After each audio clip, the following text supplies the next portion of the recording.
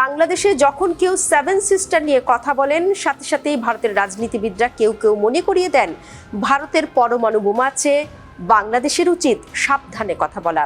এর মধ্যেই দুই দেশের রাষ্ট্রদূতকে পাল্টাপাল্টি তলব, ভারতীয় ভিসা সেন্টার বন্ধ, যদিও পরে সেটি আবার চালু করা হয়। অবশিষ্ট সীমান্তেও কাঁটাতারের বেড়া দেওয়ার ঘোষণা। এই উত্তেজনা শুধু কথার কথা হলে খুব বেশি সমস্যা হতো না, কিন্তু সমস্যা হলো পুলিশের খোয়া যাওয়া 1350টি অস্ত্র এখনো বাইরে। মিয়ানমার এবং ভারত দুই সীমান্ত দিয়েই অবৈধ অস্ত্র বাংলাদেশে ঢুকছে, এমন অভিযোগও আছে। হাদিকে যারা গুলি করেছে তারা অত্যন্ত প্রশিক্ষিত, এটা নিশ্চিতভাবেই বলা যায়। এই প্রশিক্ষণ তাদের কে দিয়েছে? এমন প্রশিক্ষিত খুনি আর কতজন আছে? খোয়া যাওয়া অস্ত্রগুলি এখন কাদের কাছে? যারা সশস্ত্র প্রতিরোধের ডাক দিচ্ছেন তারা কি এই খুনিদের ব্যবহার করবেন? এই অনেক প্রশ্নের উত্তর কারো কাছে নেই।